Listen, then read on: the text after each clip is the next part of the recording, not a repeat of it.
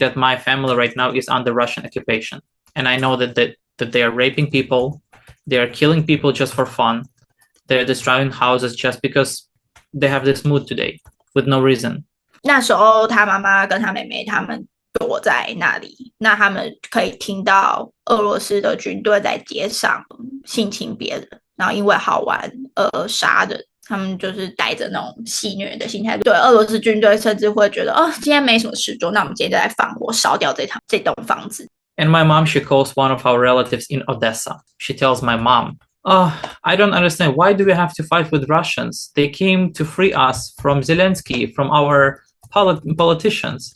Let them come. Why do we need to fight with them? Don't fight with them. What's wrong with that?" 在这样的状况下，他打给他妹妹，然后跟他说：“哎，现在他们的状况是怎么样？”然后，但他妹妹的回复竟然是：“我不懂我不懂为什么我们要跟俄罗斯开战？他是来解放我们的啊，他是来让我们就是从现在的这个泽伦斯基的手下获得自由。我不懂大家为什么要跟他开战。” And my mom is trying to tell her like, "This is what's happening.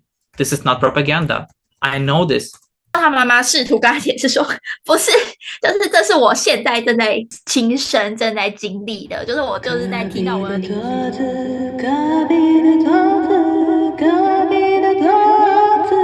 欢迎回到隔壁的桌子，我是桌长艺林。台湾的一个网红89，他发起了一场游行，叫做守护台湾拒绝统战，号召全台湾支持大罢免运动的台湾人一起来到凯达格兰大道，表达我们反对共产党侵略，反对国会里的亲共立委卖台法案的立场，一起坚定的守护台湾的民主自由。那简单来说呢，我们台湾人正在使用公民行动来罢免那些背离民意、破坏民主程序的国会议员。我也在现场，然后看到很多很感动的画面，其中一个让我印象特别深刻的画面是我看到一位乌克兰的朋友，他手上拿了牌子，一边写着相信我，我是乌克兰人，然后另外一边写着失去自由只需一瞬，争取自由需要一生的标语。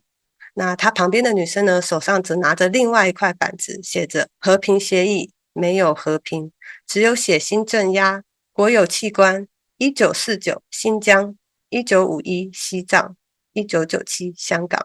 他们是来自乌克兰的 Rudy 以及来自台湾的英奇。今天我特别邀请了 Rudy 和英奇来到节目中，分享他们当天为什么选择站出来，以及他们想对台湾人说什么。那么欢迎 Rudy 跟英奇。Hello， Hi everyone， 大家好。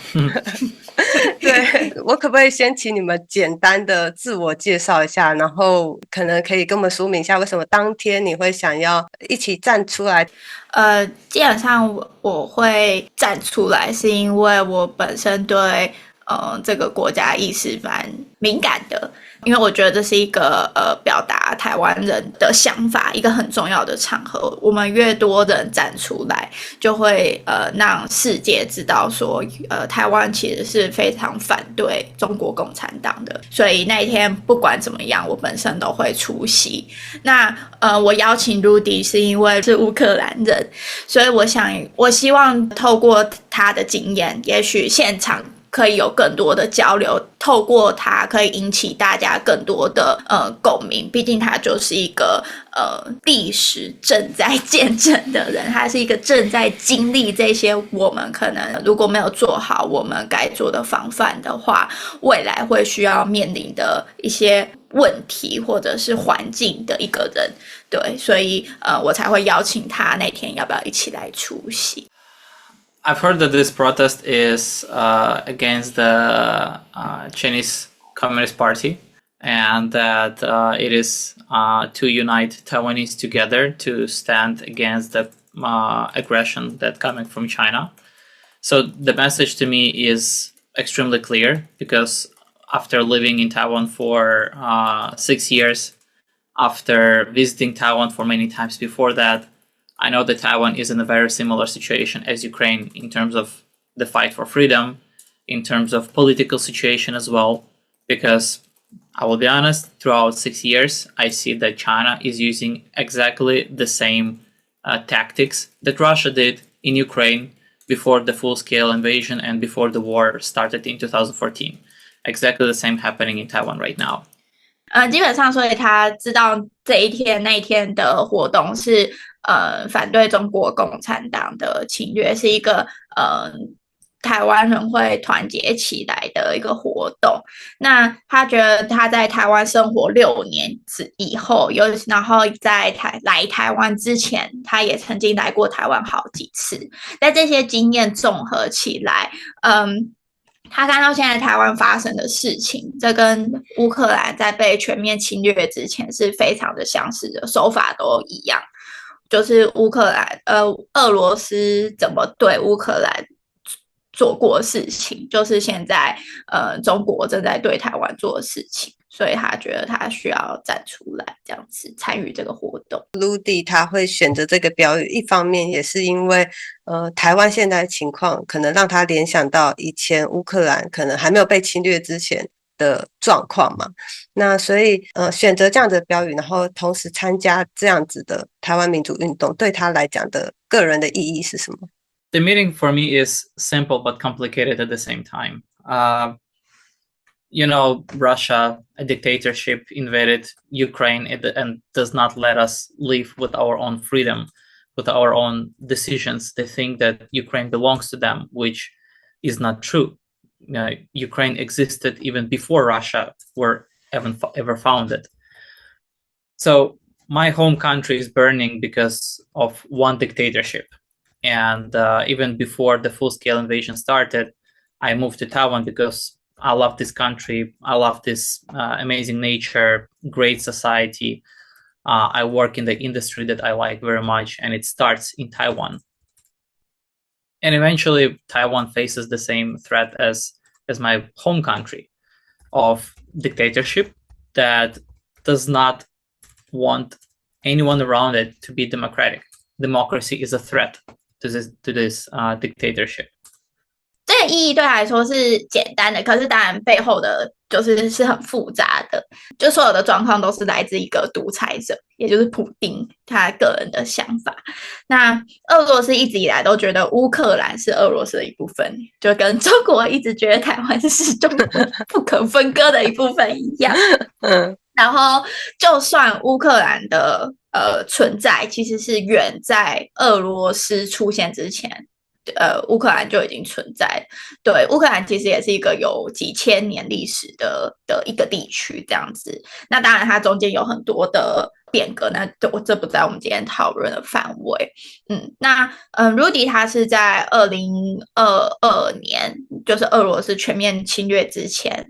因为他在这之前他来过台湾很多次，他喜欢台湾这里的自然美景啊，或者一些文化的东西，尤其他对就是computer industry 就是电脑产业，他是热爱，他是科技宅，对，那所以这是为什么他选择来台湾，但很不幸的就是台湾现在也面临的就是另外一个独裁者的侵略这样子。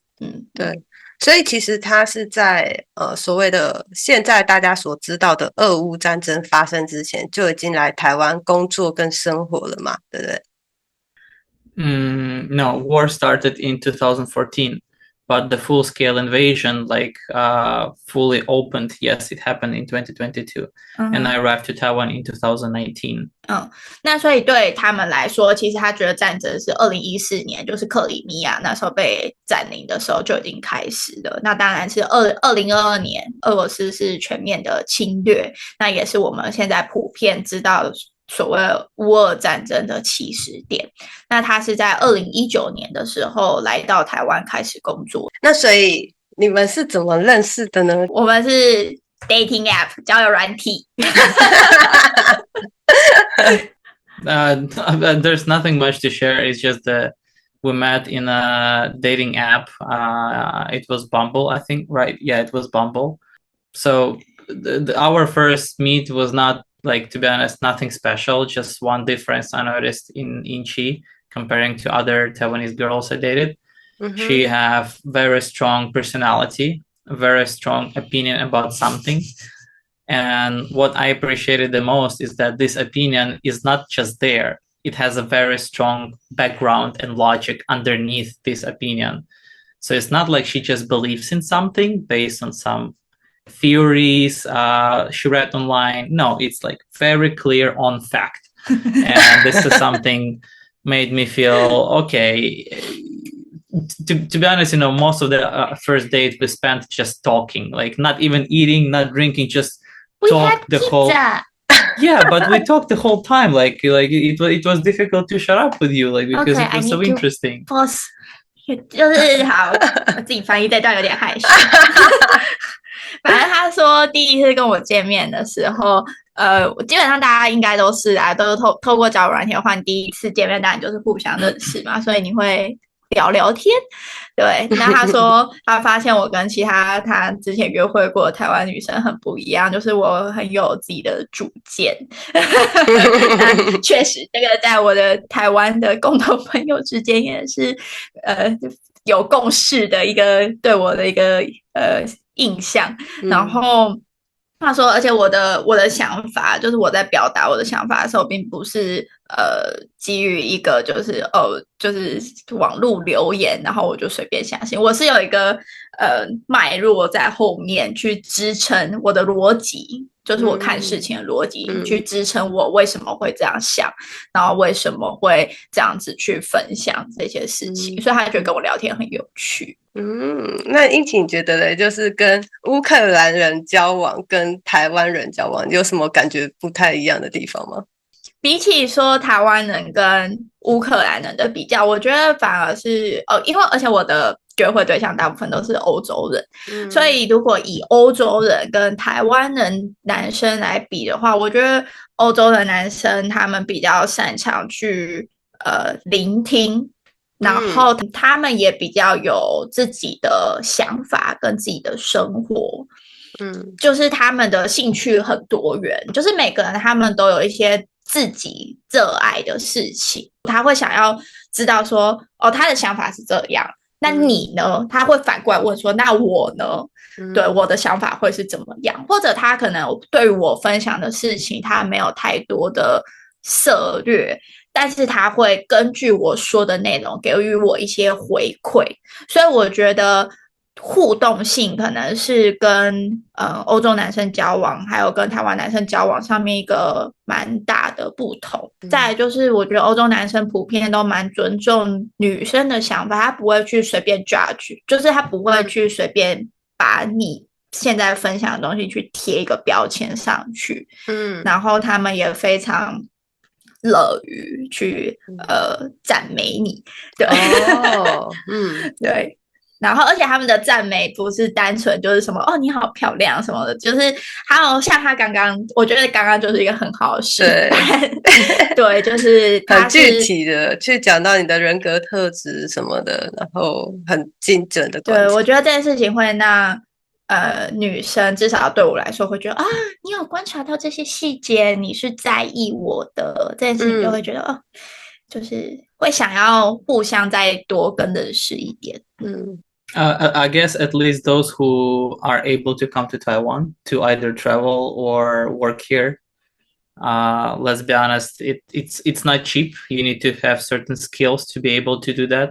So there's also certain selection, I believe, in that way, so that if, let's say, I would go back to Ukraine, I also can tell, like, unfortunately, there's so many girls that just purely focus on how they look, not what they think. So it's a very I think it's in certain areas it's similar situation. Yes. 其实对他说的其实也没错，就是有能力出来台湾工作或来台湾念书的人，其实他们就通常代表他们家一定有一点的经济基础，对，或者是他本人有做了一些努力，毕竟到一个完全异地生活是一件不是那么困难的事情，所以光是这一点，他可能就已经筛选掉一些人。所以他说，对，就是其实，在他们的国家，在乌克兰境内，也有很多女生，可能就是她只在乎我自己漂不漂亮，然后可能不是对每件事情有那么多的想法，对，然后所以我觉得我同意这件事情，就是我在台湾遇到外国人，他们可能他们毕竟已经是比那些没有出来的人有一个踏出去看过比较多东西这样。我不会说他们看过比较多东西，但是我觉得至少他们已经有踏出这个舒适圈这一步，所以我们在台湾遇到的外国人可能相对来说可能会有这些共同的特质，但是回到那他们国家是不是有一些跟台湾我们平常遇到的人一样，可能就是比较不善表达，或者是有一些我们刻板印象中的缺点，可能也是有的。对，遇到他有算是你第一次比较深入去了解乌克兰这个国家的背景吗？在认识他以前，乌克兰对我来说就是一个，就是它是一个好像很远的国家。我们会听到乌克兰，大部分在我认识他之前，大部分可能会是在什么，就是你知道，就是那些很厉害又很漂亮的，对的表演者或六福村，对，真的之类的，对，或者是可能我们服饰的 model 会说他是乌克兰人，要不然就是可能就瑞莎这样子。所以在认识他以前，其实乌克兰就是印象就是有很多漂亮的人这样子，然后在台湾是很多是从事表演工作，对，然后所以是认识 Rudy 以后，跟 Rudy 在一起以后，才开始去有对乌克兰有比较多的了解，对，那所以其实 Rudy 的话，Rudy 是知道共产党的这些事情是认识你之后吗？还是说他在台湾的这几年自己的观察？你说的共产党是指中国共产党？对，中国共产党对台湾的威胁。No. It's more. I know about the threat from China to Taiwan. I think almost right before I visited Taiwan for the first time, because before I moved to Taiwan 6 years ago, I visited Taiwan 4 times. One time in a year, I was coming here for the computer exhibition called Computex, that is usually in Nangan. But back in the time, it was in Nangan and at the Taipei exhibition hall as well, near Taipei 101. So I used to come for this exhibition once a year, 4 years straight before I moved here. And before my first visit, I already knew this, because I had to be careful in terms of how do I open my visa to Taiwan. For me, theoretically, as a journalist, as a media, as I was before, I can imagine I might need to go to China sometimes. But if I open a visa to Taiwan in my passport, then China will never open me visa in the same passport. They will forbid me. I have friends who came to Taiwan before for job, and then they had to go to China for job as well as media, and they even flew to China, but Chinese customs, they turned them back and sent them back to Ukraine. So I knew about these issues. So I actually had to open the second passport for traveling in Ukraine. And I was thinking that, okay, one passport I will use for Taiwan, one passport I will use for China if I will ever have to go there for my job. So from that moment, I started realizing what's the situation between China and Taiwan. I started watching YouTube videos, reading some articles. And I knew a little bit of story of Taiwan before I even flew here to Taiwan. 他知道中国对台湾的威胁，大概是他第一次来台湾之前。像刚刚其实已经有提过，他在来台湾定居工作之前，他其实很常因为电脑展关系来台湾，那通常大概就是1年1次，然后他那时候连续4年来了4次这样子。那他会知道这个议题，或者说开始意识到这个议题，主要是因为他来台湾是需要申请签证的。然后以一个媒体来说，他知道他可能需要未来某一天可能会需要去中国，在那个时候他可能会需要去中国，但他从他其他朋友的经验知道，如果他的护照上曾经有台湾的签证，中国是会拒发签证给这个人的。尤其他朋友的经验是，他们都已经到中国，然后但就是在海关那边被挡下来。所以他从第一次要来台湾要开始申请签证之前，他大概开始意识到有这个问题，开始认识到有这个问题的存在，然后所以他那个时候就是，他们乌克兰其实有2本护照是很正常的，我会请他稍微解释一下为什么他们会有2本护照这件事情。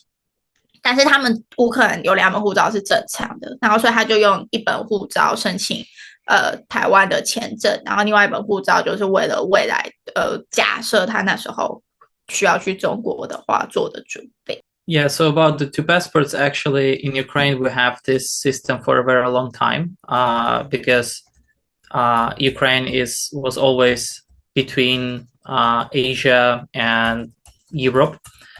So many countries that we are friendly with, for example, Israel, Turkey, Egypt, those countries are quite important trade partners for Ukraine.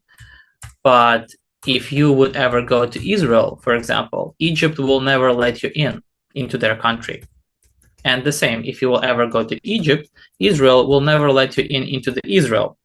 So Ukraine, knowing this issue and that some citizens of Ukraine will be facing that, Ukraine is allowing for Ukrainians to have 2 passports for traveling. So I can have 2 identical passports, let's say like with biometric scanning chip inside. But those passports, they have their own different numbers, of course, different dates from when they were issued. And I can use those passports like in different countries. So unfortunately, a year ago, I had to go to China for a business trip from my company. So I brought one of my passports that does not have Taiwanese visa. 所以基本上他们会有2本护照这件事情，是因为乌克兰它是就刚好的位于亚洲跟欧洲之间嘛，那因为它是属于东欧国家，那所以它当然也会跟亚洲的一些国家有一些所谓的国际是重要跟某一些国家是重要的国际关系伙伴，是商业上或地缘政治上。但不论怎么样，就是但是大家也知道，在那一区有很多国家有一些冲突，所以假设有一些乌克兰的国民他们要去埃及，那他们的护照上有埃及的入境记录的话，他可能就没办法去以色列了。那同理，就是假设有些人的护照上面有以色列的入境记录，埃及政府就不会再让你进去。那所以乌克兰政府意识到有这样子国民有这样子的需求的状况下，他们是允许每一个人有2本护照的。那当然2本护照上面的号码是不一样的。那所以然后像他去年的时候，他为了他需要出差，因为公事的关系需要出差去中国，他就是拿另外1本护照去。他之前好像有提到说他去中国的经验好像有一些不好所以他能够分享一下说他在中国看到什么或是经历到什么，让他对于例如说中国共产党可能有了更多的警戒或者是防备。Honestly, after my trip to China last year, I told my company I will never go to China anymore. It's too dangerous for me because my company, to be honest, they would need me to go there to visit the factory, to learn about manufacturing from one of our factories there. But I told them that I really want to learn that if we can do this somehow online or in Vietnam, in another factory that we have there, like I'm great with that, but not to go to China anymore. When I went to China, I had 2 very risky situations.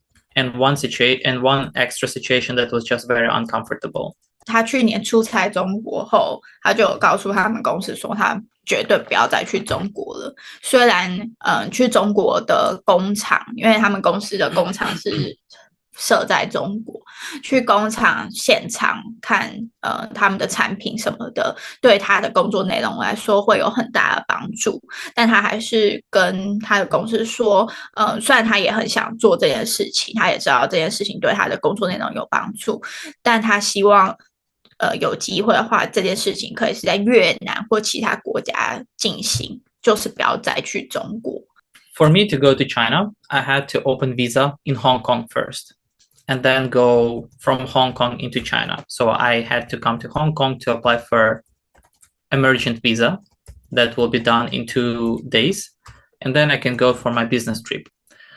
But we all know that Hong Kong right now is fully under the CCP's control right now, as of recent events in 2020 was that, right? Or 2019.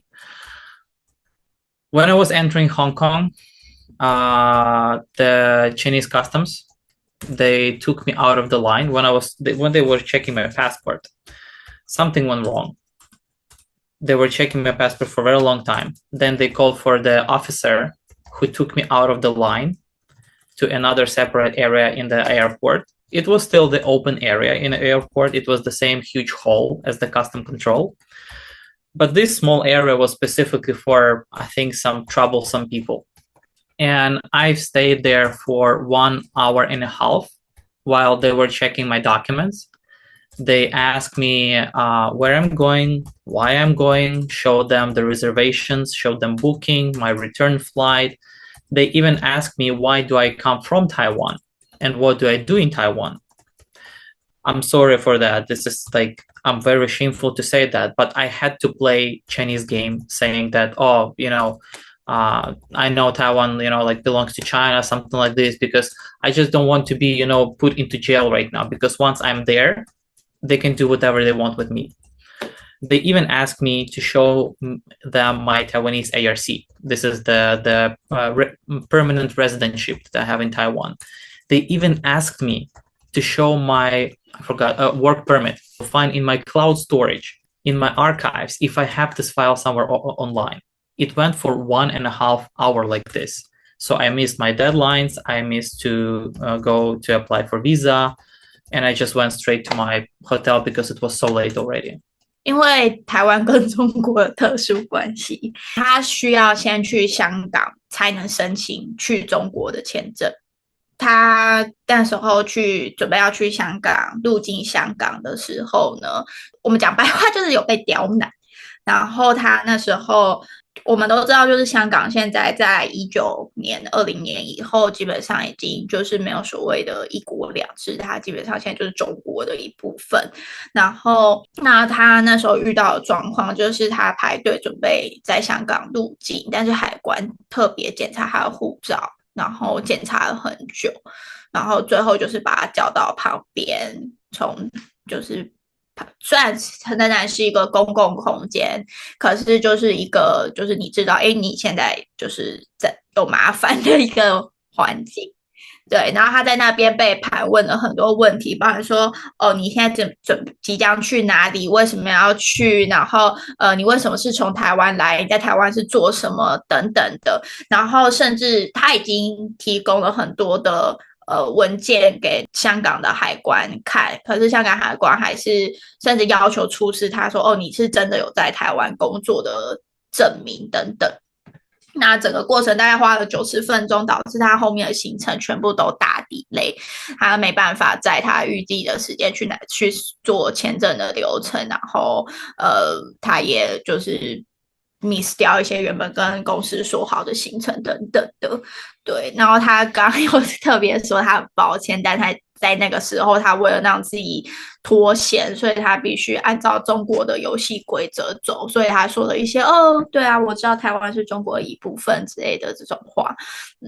I asked them, why do you need all of these documents? I thought, Taiwan is part of China, so you're supposed to have access to all those documents. When the officer in custom control, he just said they still need to check for them.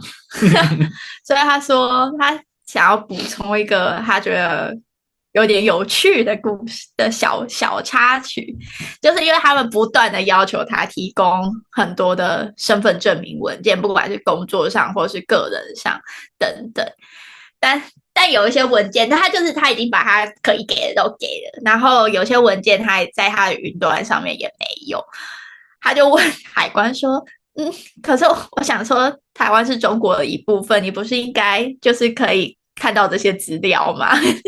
然后对方就只是很尴尬说我们还是需要看到这些文件。Thank you. Unfortunately, this situation was not the only issue I had with this trip. I was also interrogated for 1 hour when I was going back from China. But in this time they indeed took me into small room one-on-one. So they were asking me the same questions, the same documents, but now it was isolated, closed room with closed doors. So that's actually when it became very scary to me.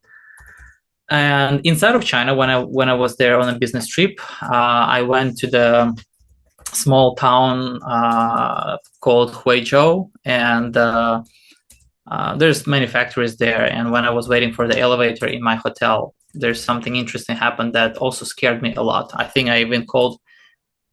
No, I called Inchi, but I had to speak with her with code message, so she will understand that something happened. When I was waiting for the elevator, some Chinese came to wait for the elevator in the hotel as well, and he decided to ask me in English where I am from. And I thought I didn't think much, to be honest. I just told him, "Oh, I'm from Ukraine," because Taiwanese also asked me this question. I just don't think about how to answer, so I just answer him. And then we already come into the elevator. It's just only two of us. Elevator closes, and he stands there and he's like, Ukraine, fascist. He called us a country to be a fascist. It's a word used against Hitler and Hitler Germany back in the time. He called me a fascist there. I stand there for I tried to process this in my head for 10 or 15 minutes. Like it just cannot be true that somebody will tell you this to your face. It's ridiculous. How come? But no matter how many situations I will try to model in my head what he was trying to say, maybe he just made a mistake.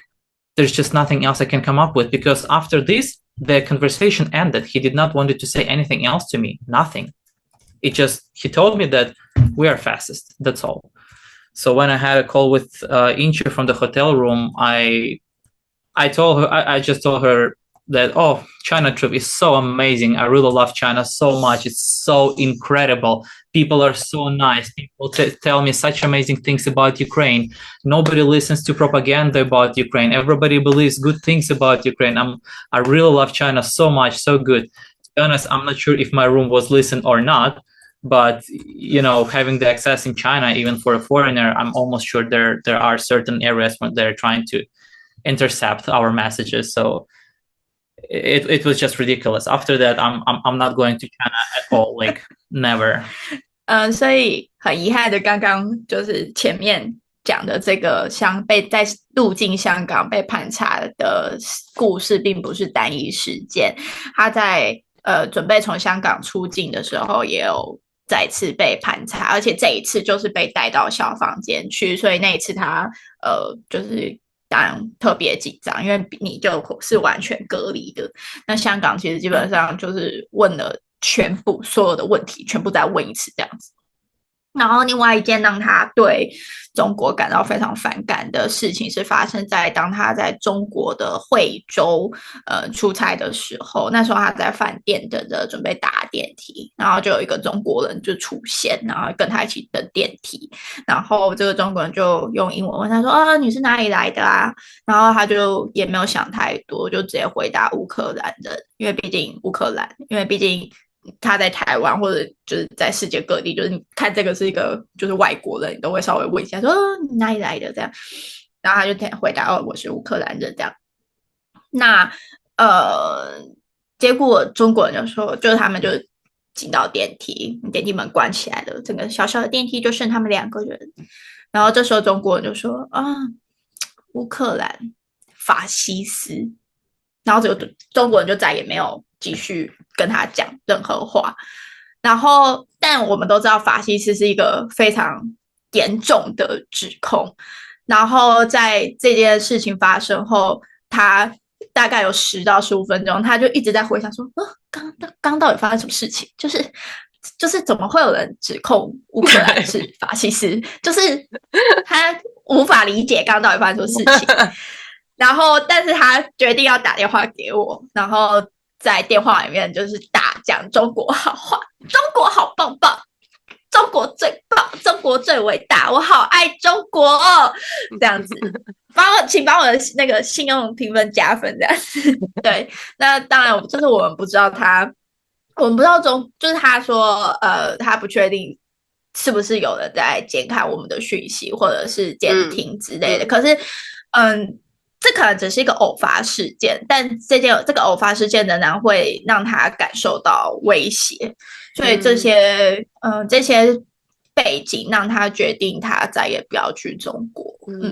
所以你收到他那个中国好棒棒的讯息的时候，你当下有立刻 get 到他要讲什么吗？其实他整趟在中国我都很紧张，然后像他跟我说他被海关，就是我忘记那时候确切来说发生什么事情，但是我那时候紧张到我还去找我朋友，就是我就哭着去找我朋友说怎么办？他在香港好像被海关刁难，他会不会在中国遇到什么危险之类的？对，然后因为我知道我认识他，他也知道我的就是立场什么的，所以当他跟我讲那些话的时候，我知道就是为了明哲保身，对，所以我不会特别就是觉得怎么样，我就配合啊，我就说对啊，伟大的习主席，期待我们再次荣耀中国，很厉害，很厉害，很机灵呢。让我们复兴伟大的中华民族。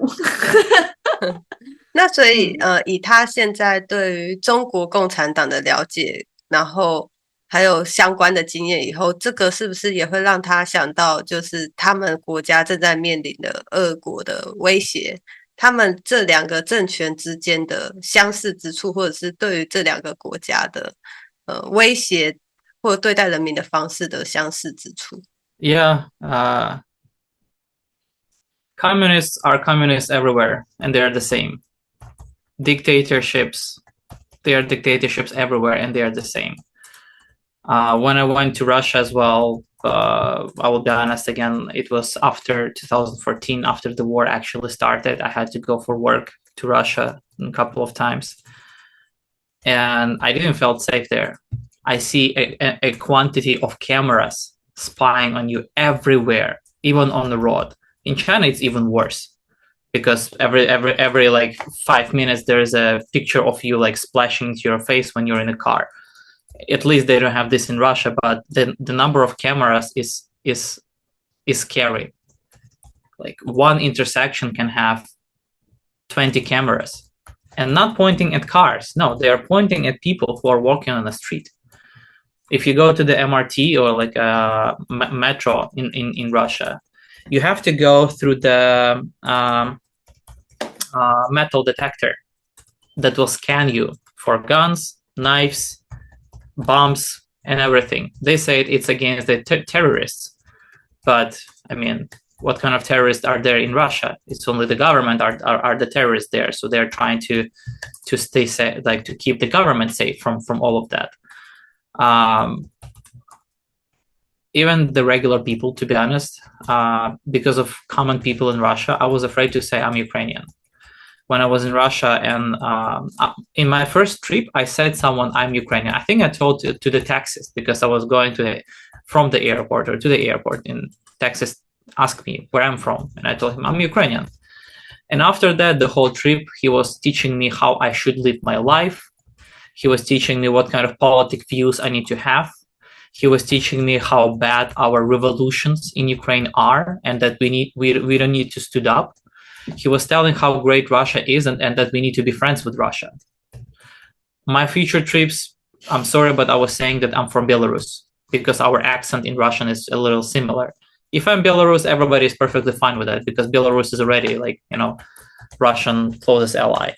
对，他说共产党就是共产党，不管在哪里都一样，就是他们都是独裁者。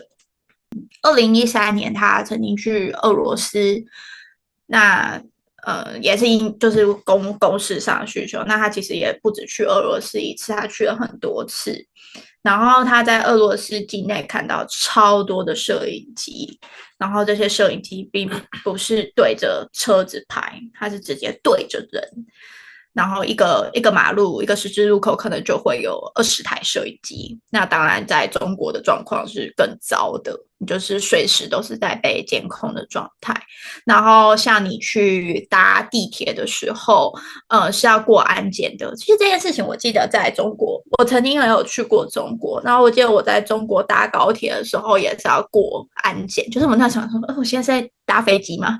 对，就是那个对他们好多道安检，很多地方，对，他们的那个安检就是非常的就是严谨。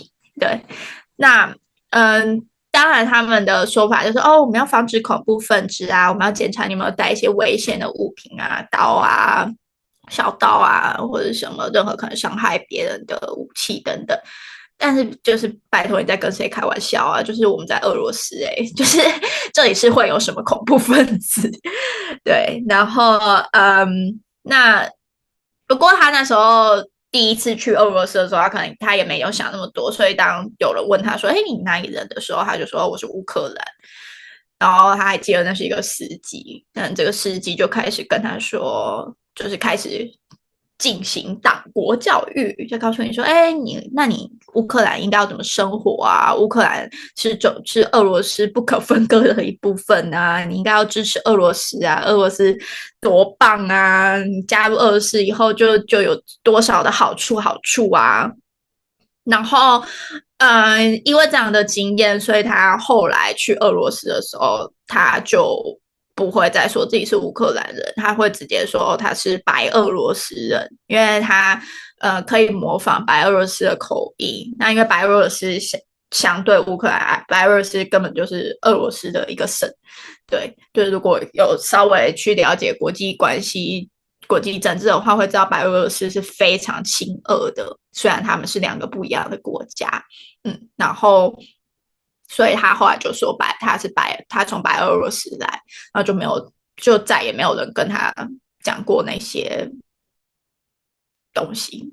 对，我觉得这个经验应该很多台湾人都有类似的共鸣之处。虽然说他讲的是乌克兰跟俄国之间，对，我们其实也常常在这样子的文攻武吓之中，尤其在如果跟对岸交流的时候，不小心在国外遇到他们的中国人民的时候，他们也都会常常的用一种居高临下的态度在提醒台湾人，你们是我们不可分割的一部分。I had a little similar experience when I went to Vietnam last year, and I had a trip for one day in Vietnam, and there were a lot of Chinese in a car. And when they were writing the names, like what's your name, where are you from, your age, so that they will keep a track, that they will not lose anyone during the trip. I said, of course, I said my name, but as my country, I told Taiwan. And they were like, huh, Taiwan? You mean like China? I'm saying, no, Taiwan. And they're like trying to write like Republic of China. I'm like, no, right now, Taiwan, no ROC, and not Ukraine. I'm from Taiwan, period.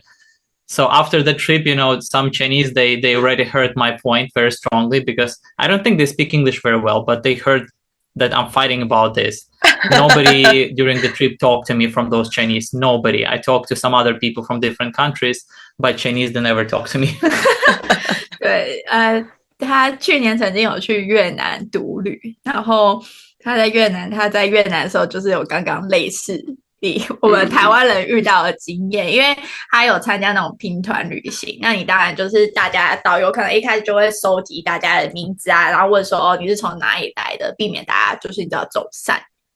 那他轮到他就是那个团里面有很多的中国人，那轮到他的时候，他就说就是他的名字 Rudy 这样，然后就说我是从台湾来的，然后那些人中国人就看他说啊，台湾。你是说中国吗？然后他就说没有，是台湾。然后导游还甚至想写 ROC， 他就说没有，不是 ROC， 是台湾。然后他说因为他有这样的反应，所以他就是这个行程，就是那群中国人就是没有跟他说过半句话，但其他国家人就是很开心，正常跟他交流这样子。Thank you, Rudy. 嗯 This heart is Taiwan from number Taiwan. one， Taiwan number one. 现在也很多人在讲今日乌克兰，明日台湾嘛，所以其实乌克兰跟俄国之间的关系和经验，其实对于台湾来讲是一个很重要的警示。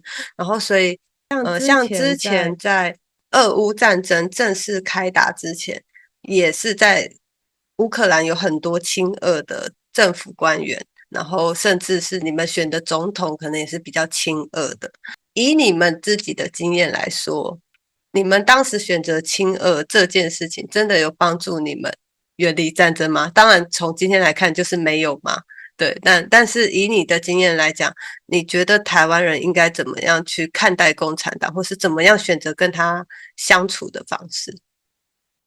I would say Ukraine was kind of divided back in the time, almost 50-50, in between those who support. That's the thing. In Ukraine, everybody wanted to be as independent, or I think like 80% people wanted to be an independent Ukraine. But where people were divided is one part wanted to be closer to Europe, to West and United States. Another part wanted to be closer to Russia because of the Russian propaganda for 100 years during the USSR and during the Tsar before that we are so close together. But in fact, Russia is being an empire. So they're using all countries around just as their imperial states. So they're extracting the resources from there. Some people understand that. That's why my family, from moment I was very little, my father was teaching me, like, Russia, there's nothing good. Learn history, read poems, learn stories. You need to know that whatever Russia was doing to us always is to kill us and ruin our identity. Yes, certain countries from Europe, unfortunately, also tried to capture Ukraine, like Poland or Lithuania before. Yes, they captured us, but they did not ruin our identity as much as Russians are doing that. And we actually, it's unfortunately, it's very similar situation to Taiwan. Japanese, they also had Taiwan for so many years. And, the time was not great for Taiwan. Taiwan lost a lot of good people at the time, like a whole generation. They were not allowed to study in universities and have some high profession. But at the same time, after Japan left Taiwan, you have so much more than comparing what you've got from, I'm sorry, but even Kuomintang when they came here, or when China was trying to have control over Taiwan. It's totally different mindset. One mindset is to build an industry and strong state here, but take these resources back to Japan. Another mindset is don't build anything, but just take all the resources, period. None of them are good, but one of them is a little bit better.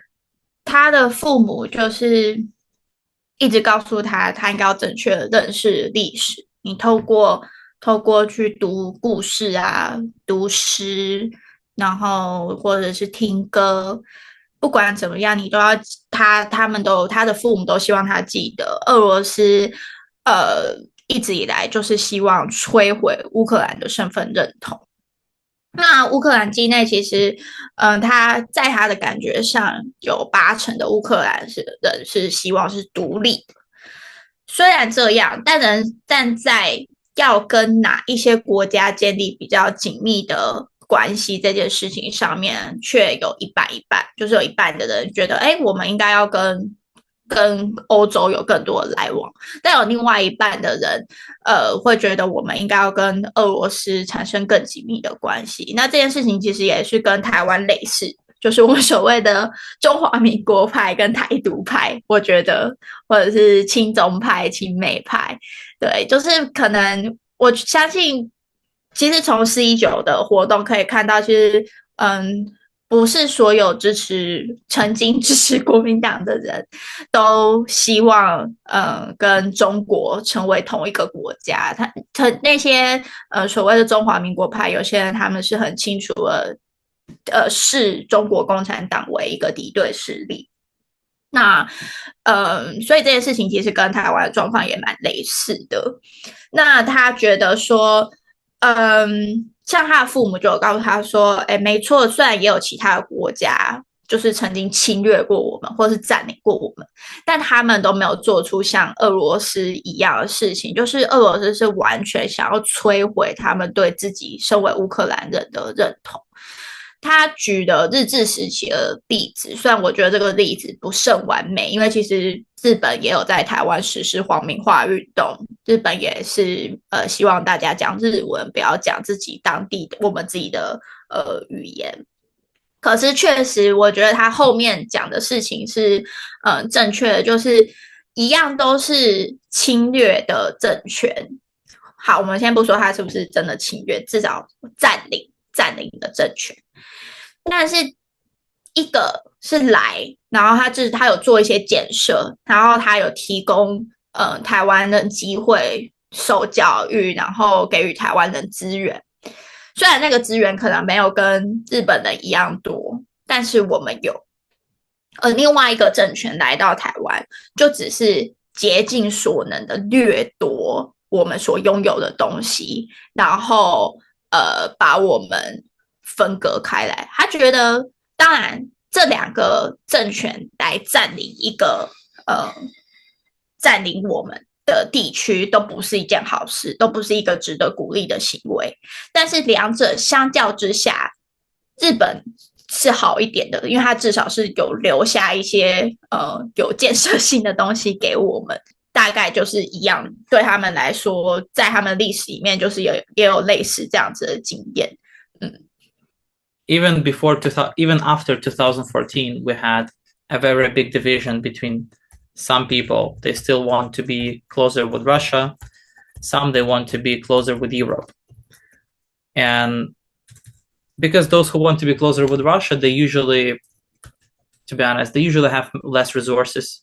They don't have good education. For them, they don't have as good education. It was more difficult for them to actually have people to follow them and listen to them, because many of their ideas are not based on logic, but only on the believing in propaganda. So eventually, those who want to be closer with Europe, they have more people, more voice, and it looked like Ukraine is finally moving closer to Europe. And that's the moment when Putin as Russia, they are realizing they're losing Ukraine. And the only one thing they can do is to take it with force. After they try to take Ukraine with force, so many people realized what's going on. I have an example from my family.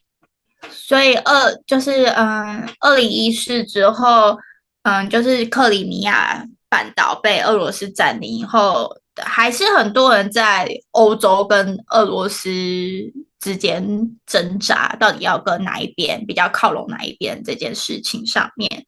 然后，大部分会希望，就是大部分比较亲俄的人是比较相对其他亲欧洲的人来说是可能比较教育程度比较低，然后社会资源比较没有那么多，那他们会选择亲俄，通常也是根据他们看到的这些谣言，也就是我们所谓的认知作战的部分，就是根据这些影片，然后就说，我们可能应该要跟俄罗斯比较亲近等等。但是因为社会资源上的差距，那最后当然是亲欧洲派，就是比较有优势一点。然后所以也就是让乌克兰整体的状况就是比较在那个当下是比较亲欧的。那同时也是那一个时刻导致让普丁明白说他们可能即将要失去乌克兰了。那既然文的不行，那就来武的，所以他才决定要全面侵略乌克兰这样子。So the part of the story I will tell you, I will be honest, it will be difficult for me to tell, but I still want to share the story because that was one of the worst periods in my life. But it's very important, I think, for Taiwanese to know the experience and to know what they will need to expect, unfortunately. Most of my family, they live next to Kiev, capital. They live from the north part. So when the full-scale invasion started, Russia, they tried to push as fast as possible to Kiev. And my mom, my sisters, my aunt, my cousins, they become under Russian occupation or right on the front line just in one day. Part of my family, they got locked in their house. Their house was receiving grenades, house was partially damaged. But this part of my family, they had to stay there because it was right the front line next to the Kiev. When my mom, she already was in Russian occupation. She was behind the front line for some time. And for the first 2 weeks, they still have a mobile connection. They were able to call. So imagine I'm in Taiwan, 8,000 kilometers, and I'm learning that my family right now is under Russian occupation. And I know that they are raping people, they are killing people just for fun, they're destroying houses just because they have this mood today, with no reason.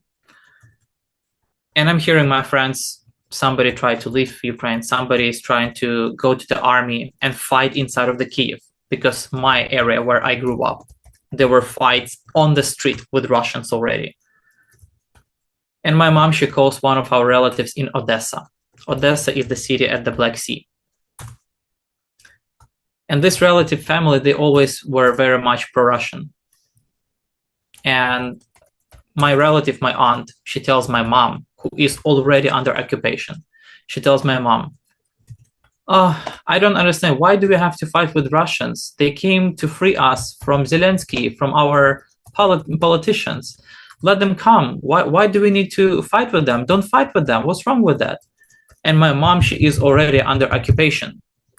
She hears how people being shot in the next village on the street. A tank ran through the car with mother and daughter inside. A tank ran on the car to kill them in the village next to my mom's.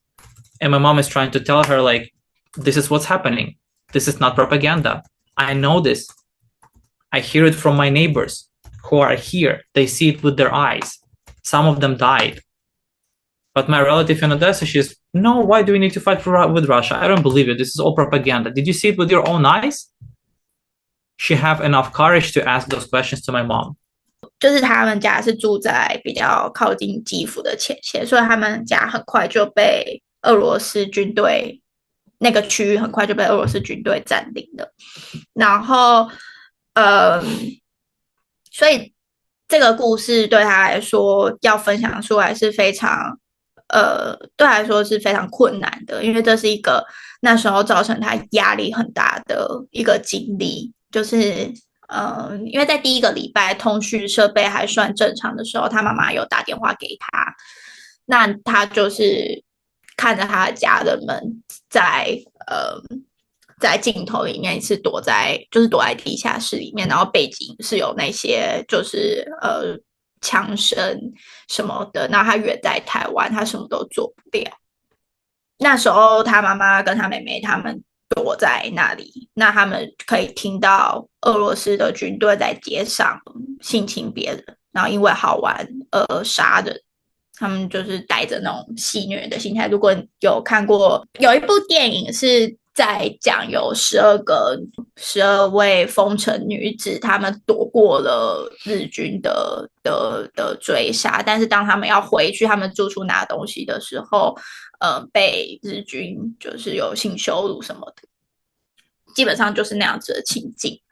然后，对，俄罗斯军队甚至会觉得，哦，今天没什么事做，那我们今天就来放火烧掉这栋房子，这样子。在这样的状况下，他妈妈被受困的状况下，他妈妈有打电话给他们的亲戚，他的妹妹住在乌克兰南部一个叫 Odessa 的城市，他打给他妹妹，然后跟他说，现在他们的状况是怎么样？然后，但他妹妹的回复竟然是，我不懂我不懂为什么我们要跟俄罗斯开战？他是来解放我们的啊，他是来让我们就是从现在的这个泽伦斯基的手下获得自由。我不懂大家为什么要跟他开战。然后他妈妈试图跟他解释说，不是，就是这是我现在正在受到的事情，这是我现在亲身正在经历的，就是我就是在听到我的邻居被杀了，我听到就是尖叫声、性侵的尖叫声什么的，但是他妹妹还是说没有，你那个都是谣言，你现在就是在编故事，在骗我。他妈就是他妈无法跟他沟通，你知道吗？就是跟我们的状况也很类似。So the moment when my aunt, she finally realized what's going on and that Russians do not care about anyone. Do you support Russia or you support Ukraine or you support Europe? Russians, they don't care about that.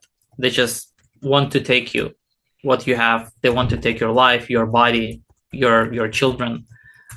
When my aunt realized that is when Odessa started to be shelled by Russian missiles. When few missiles landed next to her building, only then she realized, oh, why are they shooting at us? We're here supporting Russia. Why are they shooting at us? First time she asked this because my mom, she was still able to have a call with her. And my mom, after that, she told her, like, listen, if you still don't understand, I don't want you to be a part of my family anymore. I will not call you anymore. My life and the minutes I have right now to call someone, they are too precious to hear this bullshit. After some time, unfortunately, I lost contact with my family for 3 weeks because Russians, they destroyed mobile connection in the area where my family lived. So for 3 weeks, I had no idea what's going on with my family. But I know that they almost have no food anymore. So 3 weeks, I had no contact. And finally, when I get a first message from a relative of my mom's neighbor that they are still alive, I just get one very short message. They are alive. This is the only thing I received from them in 3 weeks. Finally, with my family, when Russians were kicked out from Kyiv and they had to go back to Belarus, my family, they called me and they were on their way to Lviv. And my mom told me she also had a call with his aunt from Odessa. Finally, aunt, she realized everything. And finally, aunt understand why Russians are shooting at her as well. Finally, she realized that Russians don't care who to kill. They just want to take your land. They just want to take your money. They want to take all resources you have. She finally realized, and right now, she woke up. And of course, right now, she's trying to defend Ukraine and her own town. But I'm sorry. How long it takes you to realize that? And answering one of your questions today, why I came there to the protest, I really, really, really hope Taiwan will realize that way before China will come here. That you will not have these sleeping agents inside of your country telling, oh, let China come. And then they will end up with their family raped, killed, destroyed buildings, business ruined. 所以前面有提到他妈妈的妹妹，就是他阿姨，其实是不相信他妈妈说的话，他觉得他妈妈被洗脑这样。然后，但是就是他的阿姨到底在什么时候才真的清醒呢？是当俄罗斯也开始攻击他阿姨住的地方、住的城市，当有2枚炸弹就是炸在他阿姨住的地方的旁边的时候，他阿姨在那个时候，他阿姨还在问他妈妈说：“为什么他们要攻击我们？我在这里支持他们呢，我是支持俄罗斯的，为什么还要攻击我们？”就是在那个 moment 呢，他的阿姨还在就是无法置信，他所爱的祖国怎么会攻击他这样子。然后，在他妈妈就是为了躲避俄罗斯军队的时候，他妈妈还是有继续跟他阿姨就是沟通，但是他妈妈就是有曾经落下狠话，就说哦，如果你再继续就是不认清事实的话，那我要就是我再也不会，我不会再打电话给你了，我也不会就是我会直接跟你断绝就是家人的关系这样子。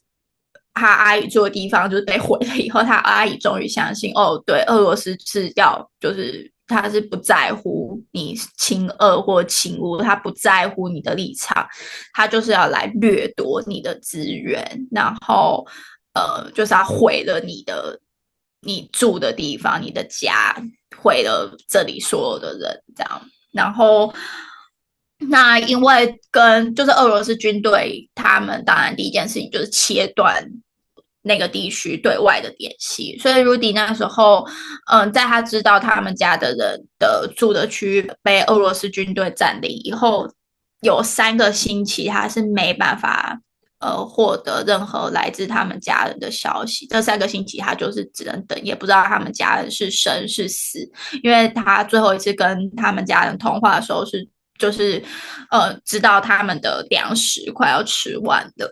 那但是一直到3个星期后，终于有来自他妈妈的邻居亲戚的一个很简短的讯息，就说哦他们还活着，但是因为通讯的的限制，所以他们也没办法有更多的讯息，是一直到他妈妈就是他最后。或重新跟他妈妈联系上，是在他妈妈终于逃到另外一个叫 Lviv 的城市以后。然后他说他为什么会分享这个故事，刚刚有很重要一点，就是他不希望台湾人就是犯下一样的错误，他不希望台湾人要等到中国真的就是亲门踏户出现在你家门口。就是他们不会管你是男生还是女生，准备对你进行性侵，准备杀了你，准备掠夺你的财产，准备毁掉你的在这里的所有的商业工作机会什么等等的时候，你才理解到哦，中国他们是真的要侵略我们，他不希望一样的事情发生在台湾，所以他那一天为什么会选择419？为什么会选择就是跟我一起去游行？就是有很大的一个原因是这个。I'm really sorry about to hear your story, but I really appreciate you come and you share your story because I think this is really important for us to know how the truth because now it's still a lot of people they don't believe CCP they want to kill us or they want to any bad thing to us. They believe if we said, oh, China is our country, they will give us the money or they will protect us, something bullshit. So. It's okay. Let's be honest. If Taiwan decides to, okay, we want to be with China and we want China to come here, we will not fight. Just take Taiwan peacefully. No need to kill anyone. Think of it. Somebody comes to here to take control of your own country, of your decisions. That means they're stronger than you. That means that they can do whatever they want here. But as of now, you think they will just take only your country. But if nobody can stop them, what stops China from taking your business? What stops China from taking your wife? What stops China from taking your son into their military? Because nobody stopped them before. They are the strongest here. They can come to your house and just shoot you, just only because you think democracy is okay idea. Maybe you like KMT, which is fine, but still you're choosing KMT inside of democratic country. So you have this mindset in your head. And this mindset of choosing something, this is the opposite from what China and Russia is. For them, there's no choice. It's only one. They cannot allow anyone to be in this country who thinks that they have choice, because it's only one choice. 他说台湾有些人可能就觉得啊，没关系啊，我们就是双手欢迎，让中国进来，我们和平的结束这些纷纷扰扰。可是，他希望那些台湾人要想一想，如果你让中国这么轻易的进来，那代表什么？代表中国他们就是会是在这里是最强的，就是没有正常来说就是没有其他的权力势力可以阻止中国。那中国他们会做什么？中国他可能会直接抢走你的生意权。他可能会不会经过你的同意就把你的妻子、把你的女儿带走，因为他们喜欢。他们可能会直接把你的儿子就送上军队，也不会管他是不是已经到了适合的年龄，是不是有什么其他的问题，没有，只要你是一个可以动的人，你还可以扣扳机，他就把你送进军队。然后他觉得有些人就是没关系，你想要支持国民党，就是这是你的选择。但是这些人他会觉得我有选择，我选了国民党，但是在共产党国家里面你是没有选择的，共产党国家是不会让你有第二个选择的，就是在共产党国家里面是没有选择这件事情的，没有选项的，他要你做什么你就只能做什么。那这种就是我可以选择的想法会就是让他们没办法认清共产党这独裁的做事风格。对。今天 Rudy 跟英奇分享了他们自身的经验以及他们自己的故事，来提醒台湾人我们必须正视现在台湾正在发生的危机。那在下一集呢，Rudy 会再继续跟我们分享以他自己自身的经验里，现在台湾人可以为可能发生的战争或者是面对中共的威胁，我们应该要做什么样子的准备。那么我们就下集见喽。这里是隔壁的